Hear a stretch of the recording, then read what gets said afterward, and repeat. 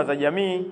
Katika eneo hili, Mheshimiwa Mwenyekiti, tumetumia shilingi milioni 186,452,052 sawa na 45%.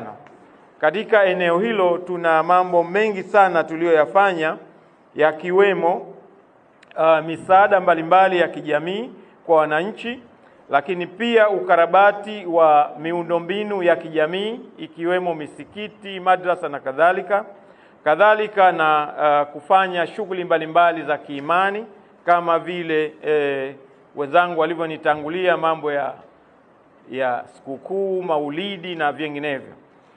Kwa hiyo nayo ni sawa na 45% ya fedha zote. Kama jimbo tulikuwa tuna maono makuu manne, na maono yetu yaligawika kama ifuatavyo, Mheshimiwa Mwenyekiti. Eneo la kwanza ni usalama wa chakula. Kwa hiyo tukienda kwenye usalama wa chakula, ukiangalia eneo kubwa la fedha zetu zimeenda kwenye 45%, ambayo ni hii ya suala la uwezeshaji wananchi kiuchumi.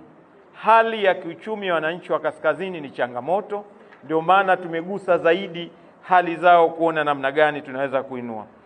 Na katika eneo hilo tumeweza kupunguza mambo mawili. Moja, tulisema tutakuja na utaratibu wa kuwa na akiba ya chakula.